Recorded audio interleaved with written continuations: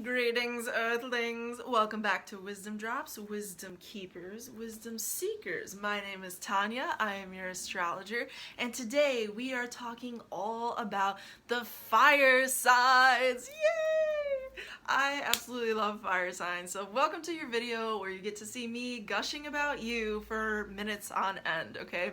So if you are an Aries, a Leo, or a Sagittarius, then this video is for you. If you are an astrologer yourself and you're looking to take your own chops or understanding of the fire element in the zodiac up, or just like tune it up a little bit or hear a different perspective, great. So this video is also for you, so welcome.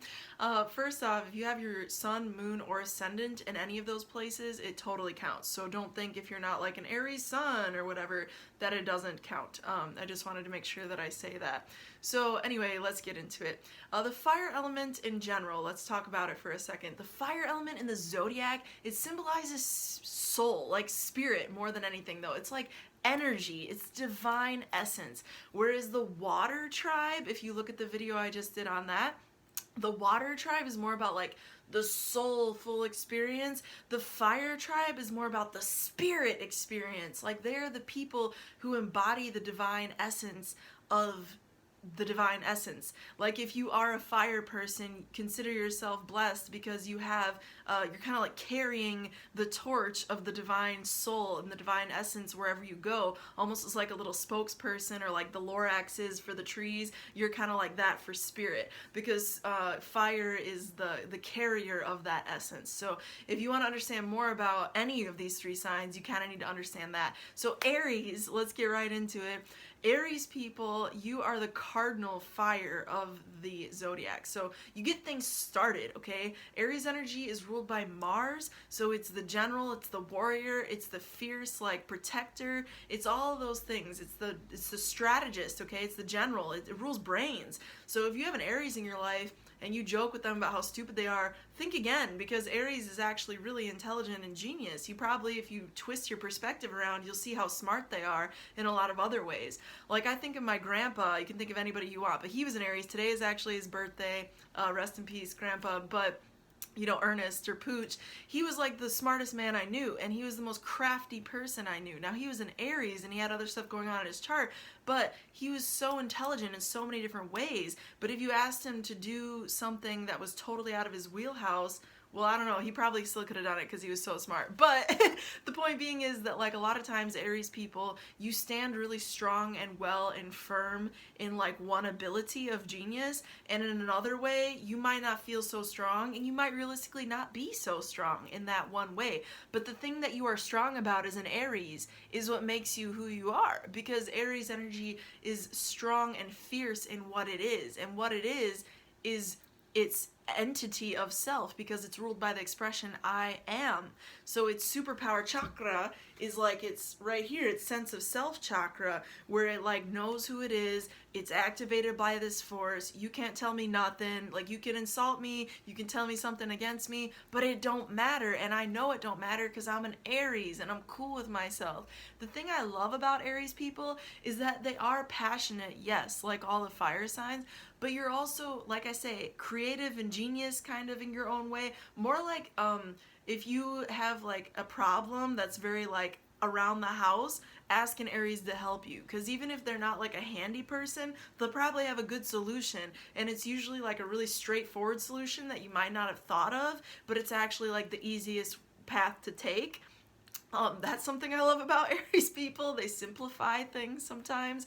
And I should also say that the archetype of Aries, just as much as it is like the warrior and the general and the fierce protector of the tribe or whatever, it's also like the child, because it's the first sign of the zodiac. So it starts the entire thing. You're like the catalyst of light that starts the 12 sign story that is the zodiac as an Aries. That's a pretty cool position to be in, if you ask me. Another thing about Aries people is that if they defend something, they're defending it because they believe in it. Aries people are straightforward. They're not going to lie to you, really. There could be other stuff in the chart, but Aries energy in general is a very straightforward energy. Tell it like it is. Call them as you see them, and they might get pissed real quick. They might be the kind of people who are real easy to piss off, But the good news is they're also real cool to cool off, or real quick to cool off once they're pissed. And 9 times out of 10, if an Aries is pissed, they're gonna tell you why, and then you'll move beyond it. And that's the best part about Aries energy, is that it is direct. There's no beat around the bush. It's like the more direct sign ruled by Mars, because the other one is Scorpio, right? And that's more like inclusive and behind the scenes and like personal and like a recluse. But like Aries is just like, look, I'm here, I'm beautiful, I'm out here, I'm loud, this is my opinion, blah blah blah. Like, that's just who Aries is, and I love you for it. So I could gush about Aries for more time, but I'm going to move on to Leo. So Leo energy is going to be also amazing, because it also rules the kid-like energy. It rules the 5th house, because it's the 5th sign of the Zodiac, but it's also the performer, and it's area of the body that it rules, whereas Aries is ruled by the head and therefore can like get head wounds a lot. Like my grandpa, I mentioned earlier, he can always bump his head on things, and he would like bleed from like bumping his head on things, because the Aries rules the head. I know I said I was switching along, but now I am, because Leo is ruled by the heart. So Leo, you can have like dramatic experiences in love and be wounded in that way, but like the other side of it is that you have the heart to give. So I talked about Aries having that kind of like higher genius thinking, because they rule the mind, right? But with Leo, you're ruled by the heart. So if you think about what that means for how you like emote and what you put out into the world, you have like a next level ability to bring that godlike energy to whatever it is you do. And the reason I'm stressing that for Leo is because Leo is planetarily ruled by the sun, and the sun in astrology is God. It's the center of our entire Milky Way galaxy and how we like function in this little solar system. It's the center of our solar system, is what I'm trying to say. So it's literally, it's the force that gives life to everything in the solar system. Now, I'm not going to go into like life on other planets and stuff, which is totally a thing, but we're just staying focused and saying that like on Earth, literally, scientifically speaking, we cannot have life without the sun. The sun is the very energy force that is behind your gas pedal in your car, if you think about the fact that that's from fossil fuels, which are from decomposed animals and plants from like millions of years ago, which got their energy from where? The sun. The sun is behind everything on your plate, whether it's a plant-based something on your plate or an animal-based something on your plate. That animal couldn't have existed without, guess what? Plants. Even if that animal ate other animals, that animal ate was eating what? Plants. Where do plants grow? The earth. What do plants need to grow besides earth? Air, light. Okay, light.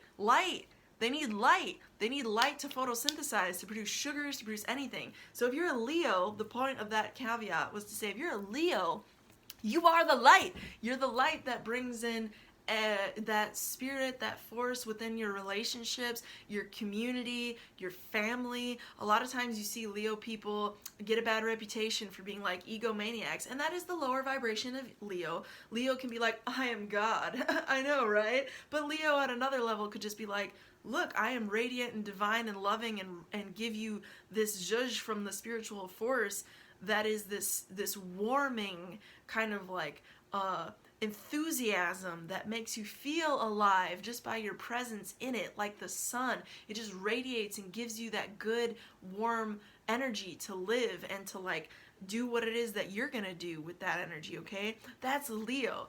And Leo is, like I say, they can be really romantic because you're ruled by the heart. So if you have a Leo in your love life, congratulations, because if they actually love you, they're showing you that love through like more dramatic, because they also rule like drama and theater and acting and all of that. Anything on a stage is very like Leo. Like Leo is I create, right? So they're making any given creation at any given time out of this heartfelt energy. They're very passionate people, and they're going to be like any other fire sign. They're going to be quick to get pissed and quick to cool off.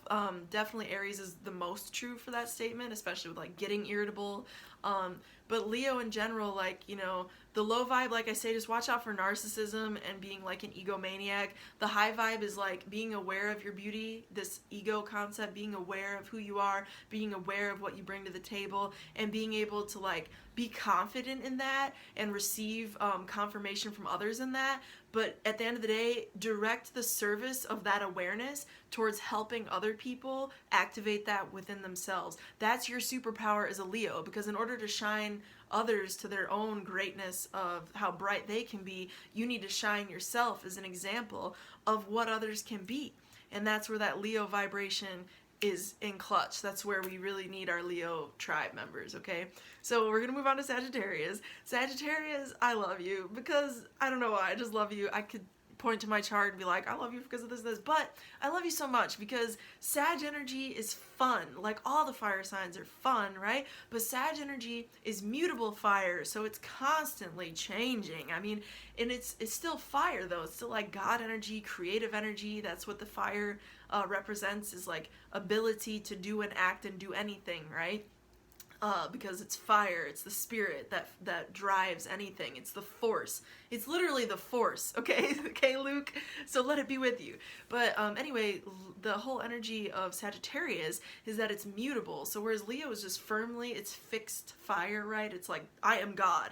Sagittarius is more like, I am the adventure of God, because they're constantly moving and changing and relocating and changing up their philosophies because it's ruled by Jupiter.